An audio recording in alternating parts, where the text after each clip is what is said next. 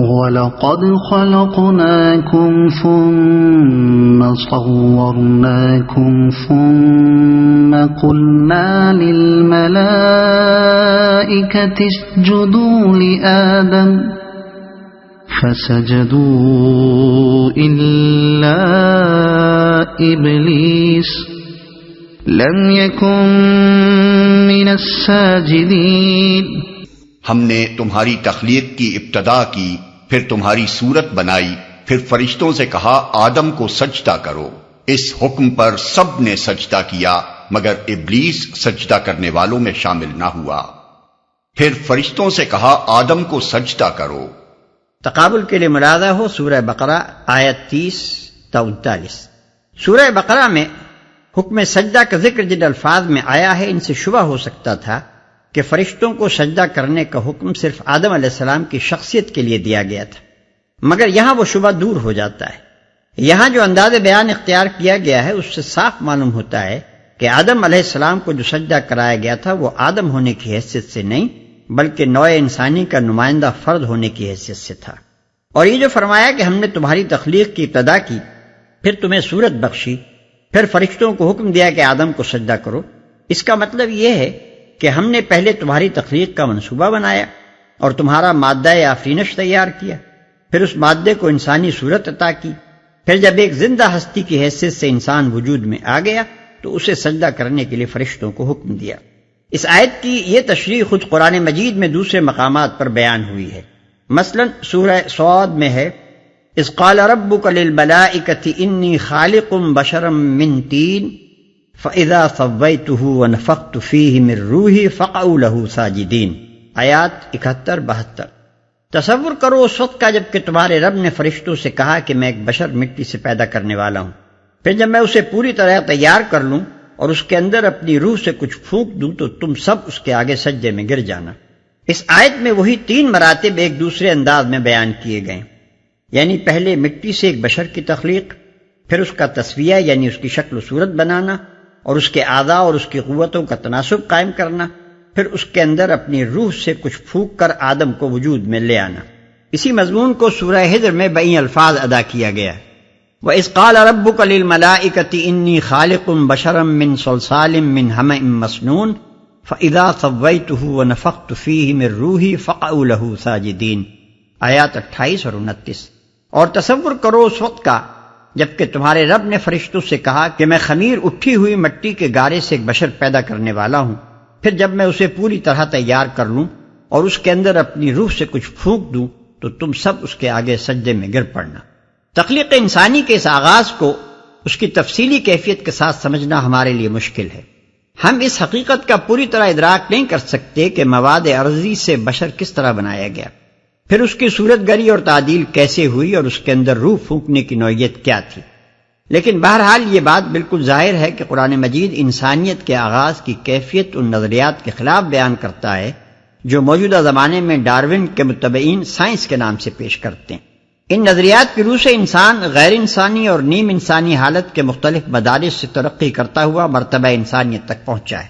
اور اس تدریجی ارتقاء کے طویل خط میں کوئی نقطہ خاص ایسا نہیں ہو سکتا جہاں سے غیر انسانی حالت کو ختم قرار دے کر نو انسانی کا آغاز تسلیم کیا جائے۔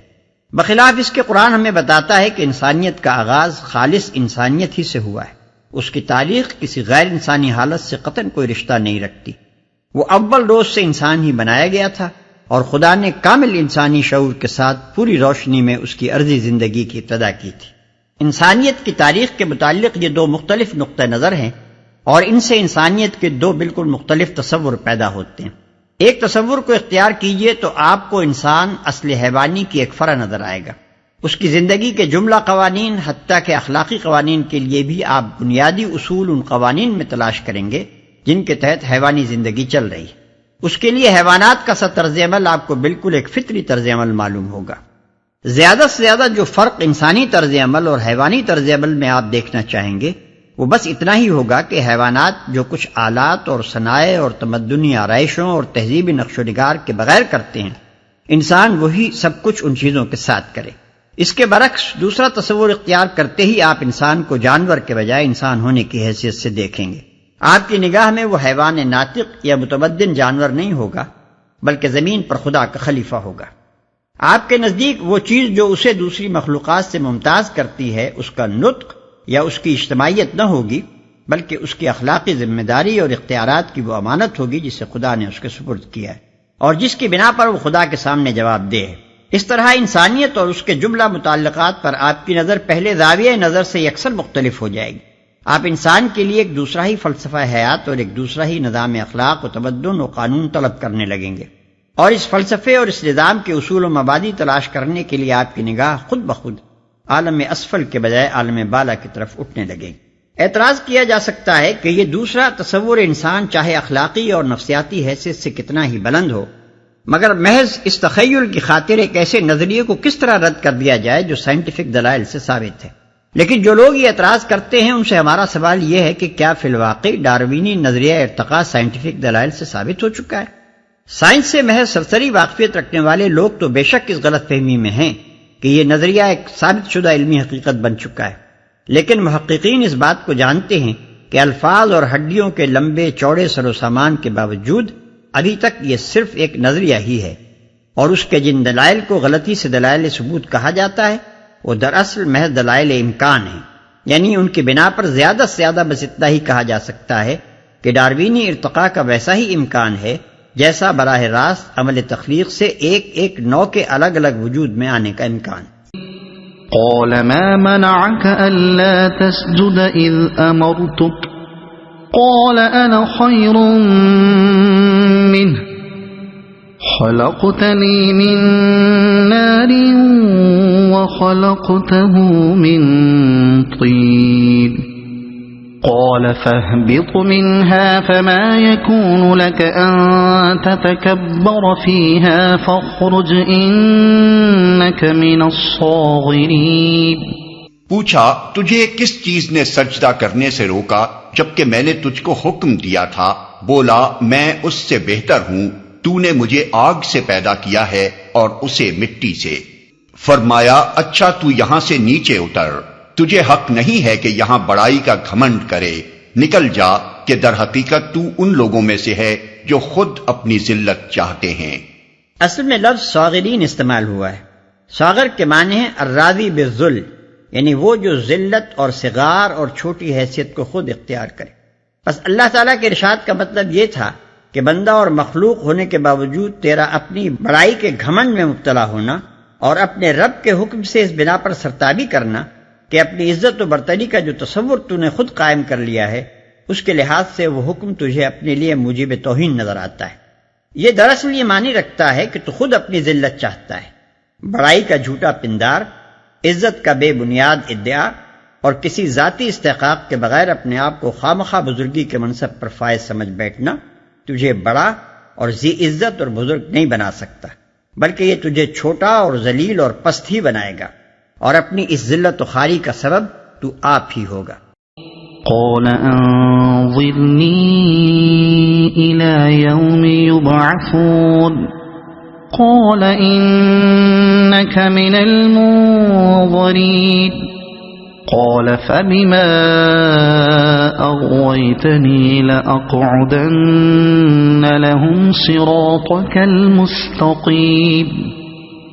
ثم لآتينهم من بين أيديهم ومن خلفهم وعن أيمانهم وعن شمائلهم ولا تجد أكثرهم شاكرين۔ بولا مجھے اس دن تک مہلت دے جبکہ یہ سب دوبارہ اٹھائے جائیں گے۔ فرمایا تجھے مہلت ہے۔ بولا اچھا تو جس طرح تو نے مجھے گمراہی میں مبتلا کیا ہے میں بھی اب تیری سیدھی راہ پر ان انسانوں کی گھات میں لگا رہوں گا، آگے اور پیچھے دائیں اور بائیں ہر طرف سے ان کو گھیروں گا اور تو ان میں سے اکثر کو شکر گزار نہ پائے گا۔ یہ وہ چیلنج تھا جو ابلیس نے خدا کو دیا۔ اس کے کہنے کا مطلب یہ تھا کہ یہ مہلت جو آپ نے مجھے قیامت تک کے لیے دی ہے اس سے فائدہ اٹھا کر میں یہ ثابت کرنے کے لیے پورا زور صرف کر دوں گا کہ انسان اس فضیلت کا مستحق نہیں ہے جو آپ نے میرے مقابلے میں اسے عطا کی ہے۔ میں آپ کو دکھا دوں گا کہ یہ کیسا ناشکرا، کیسا نمک حرام اور کیسا احسان فراموش ہے۔ یہ مہلت جو شیطان نے مانگی اور خدا نے اسے عطا فرما دی، اس سے مراد محض وقت ہی نہیں ہے بلکہ اس کام کا موقع دینا بھی ہے جو وہ کرنا چاہتا تھا۔ یعنی اس کا مطالبہ یہ تھا کہ مجھے انسان کو بہکانے اور اس کی کمزوریوں سے فائدہ اٹھا کر اس کی نااہلی ثابت کرنے کا موقع دیا جائے، اور یہ موقع اللہ تعالیٰ نے اسے دے دیا۔ چنانچہ سورہ بنی اسرائیل آیات 61 تا 65 میں اس کی تصریح ہے کہ اللہ تعالیٰ نے اسے اختیار دے دیا کہ آدم اور اس کی اولاد کو راہ راست سے ہٹا دینے کے لیے جو چالیں وہ چلنا چاہتا ہے چلے، ان چال بازیوں سے اسے روکا نہیں جائے گا، بلکہ وہ سب راہیں کھلی رہیں گی جن سے وہ انسان کو فتنے میں ڈالنا چاہے گا۔ لیکن اس کے ساتھ شرط یہ لگا دی کہ ان عبادی لیس لک علیہم سلطان، یعنی میرے بندوں پر تجھے کوئی اقتدار نہ ہوگا،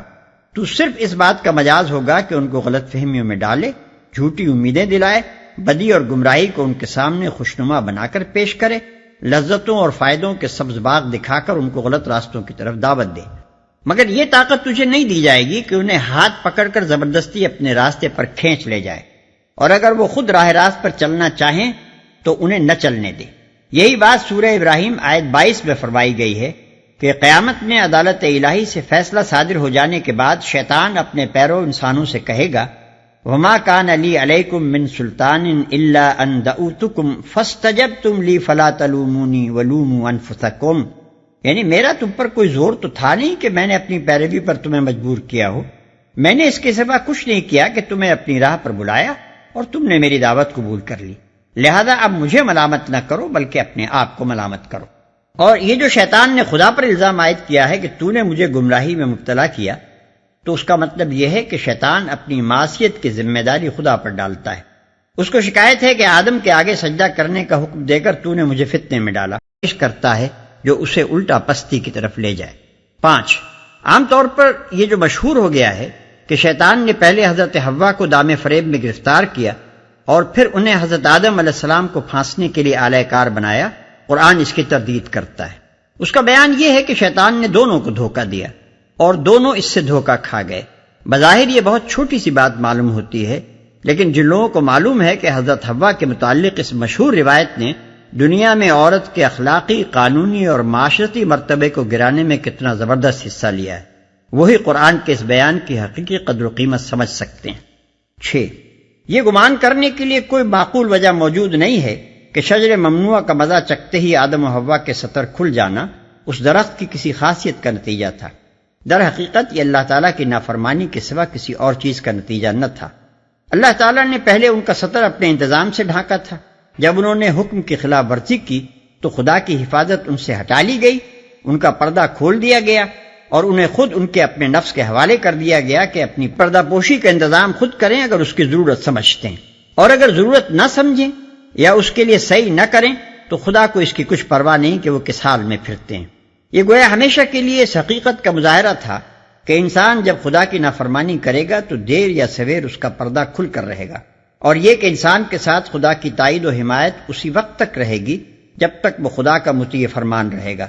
طاعت کے حدود سے قدم باہر نکالنے کے بعد اسے خدا کی تائید ہرگز حاصل نہ ہوگی، بلکہ اسے خود اس کے اپنے نفس کے حوالے کر دیا جائے گا۔ یہ وہی مضمون ہے جو متعدد احادیث میں نبی صلی اللہ علیہ وسلم نے ارشاد فرمایا ہے، اور اسی کے متعلق حضور صلی اللہ علیہ وسلم نے دعا فرمائی ہے کہ خدایا میں تیری رحمت کا امیدوار ہوں، بس مجھے ایک لمحے کے لیے بھی میرے نفس کے حوالے نہ کر۔ 7،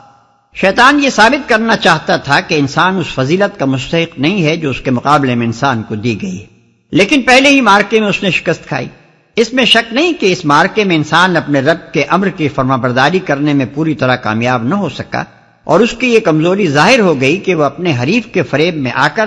اطاعت کی راہ سے ہٹ سکتا ہے۔ مگر بہرحال اس اولین مقابلے میں یہ قطعی ثابت ہو گیا کہ انسان اپنے اخلاقی مرتبے میں ایک افضل مخلوق ہے۔ اولاً شیطان اپنی بڑائی کا خود مدعی تھا، اور انسان نے اس کا دعویٰ آپ نہیں کیا بلکہ بڑائی اسے دی گئی۔ ثانیاً شیطان نے خالص غرور و تکبر کی بنا پر اللہ کے امر کی نافرمانی آپ اپنے اختیار سے کی، اور انسان نے نافرمانی کو خود اختیار نہیں کیا بلکہ شیطان کے بہکانے سے وہ اس میں مبتلا ہوا۔ ثالثاً انسان نے شر کی کھلی دعوت کو قبول نہیں کیا بلکہ داعی شر کو داعی خیر بن کر اس کے سامنے آنا پڑا۔ وہ پستی کی طرف پستی کی طلب میں نہیں گیا بلکہ اس دھوکے میں مبتلا ہو کر گیا کہ یہ راستہ اسے بلندی کی طرف لے جائے گا۔ رابعاً شیطان کو تنبیہ کی گئی تو وہ اپنے قصور کا اعتراف کرنے اور بندگی کی طرف پلٹ آنے کے بجائے نافرمانی پر اور زیادہ جم گیا، اور جب انسان کو اس کے قصور پر متنبہ کیا گیا تو اس نے شیطان کی طرح سرکشی نہیں کی، بلکہ اپنی غلطی کا احساس ہوتے ہی وہ نادم ہوا، اپنے قصور کا اعتراف کر کے بغاوت سے اطاعت کی طرف پلٹ آیا اور معافی مانگ کر اپنے رب کے دامن رحمت میں پناہ ڈھونڈنے لگا۔ 8 اس طرح شیطان کی راہ اور وہ راہ جو انسان کے لائق ہے دونوں ایک دوسرے سے بالکل متمیز ہو گئیں۔ خالص شیطانی راہ یہ ہے کہ بندگی سے منہ موڑے، خدا کے مقابلے میں سرکشی اختیار کرے، متنبہ کیے جانے کے باوجود پورے استکبار کے ساتھ اپنے باغیانہ طرز عمل پر اصرار کیے چلا جائے، اور جو لوگ طاعت کی راہ چل رہے ہوں ان کو بھی بہکائے اور معصیت کی راہ پر لانے کی کوشش کرے۔ بخلاف اس کے جو راہ انسان کے لائق ہے وہ یہ ہے کہ اول تو وہ شیطانی اغوا کی مزاحمت کرے اور اپنے اس دشمن کی چالوں کو سمجھنے اور ان سے بچنے کے لیے ہر وقت چوکنا رہے، لیکن اگر کبھی اس کا قدم بندگی و طاعت کی راہ سے ہٹ بھی جائے تو اپنی غلطی کا احساس ہوتے ہی ندامت و شرمساری کے ساتھ فوراً اپنے رب کی طرف پلٹے اور اس قصور کی تلافی کر دے جو اس سے سرزد ہو گیا۔ یہی وہ اصل سبق ہے جو اللہ تعالیٰ اس قصے سے یہاں دینا چاہتا ہے۔ ذہن نشین یہ کرنا مقصود ہے کہ جس راہ پر تم لوگ جا رہے ہو یہ شیطان کی راہ ہے، یہ تمہارا خدائی ہدایت سے بے نیاز ہو کر شیاطین جن و انس کو اپنا ولی و سرپرست بنانا، اور یہ تمہارا پے در پے تنبیہات کے باوجود اپنی غلطی پر اصرار کیے چلے جانا، یہ دراصل خالص شیطانی رویہ ہے۔ تم اپنے ازلی دشمن کے دام میں گرفتار ہو گئے ہو اور اس سے مکمل شکست کھا رہے ہو۔ اس کا انجام پھر وہی ہے جس سے شیطان خود دوچار ہونے والا ہے۔ اگر تم حقیقت میں خود اپنے دشمن نہیں ہو گئے ہو اور کچھ بھی ہوش تم میں باقی ہے تو سنبھلو اور وہ راہ اختیار کرو جو آخر کار تمہارے باپ اور تمہاری ماں آدم و حوا نے اختیار کی تھی۔ قال اهبطوا بعضكم لبعض عدو وَلَكُمْ فِي الْأَرْضِ مُسْتَقَرٌّ وَمَتَاعٌ إِلَى حِينٍ قَالَ فِيهَا تَحْيَوْنَ وَفِيهَا تَمُوتُونَ وَمِنْهَا تُخْرَجُونَ فرمایا اتر جاؤ، تم ایک دوسرے کے دشمن ہو اور تمہارے لیے ایک خاص مدت تک زمین ہی میں جائے قرار اور سامان زیست ہے، اور فرمایا وہیں تم کو جینا اور وہیں مرنا ہے اور اسی میں سے تم کو آخر کار نکالا جائے گا۔ فرمایا اتر جاؤ۔ یہ شبہ نہ کیا جائے کہ حضرت آدم و حوا علیہ السلام کو جنت سے اتر جانے کا یہ حکم سزا کے طور پر دیا گیا تھا۔ قرآن میں متعدد مقامات پر اس کی تصریح کی گئی ہے کہ اللہ نے ان کی توبہ قبول کر لی اور انہیں معاف کر دیا، لہذا اس حکم میں سزا کا کوئی پہلو نہیں ہے، بلکہ یہ اس منشا کی تکمیل ہے جس کے لیے انسان کو پیدا کیا گیا تھا۔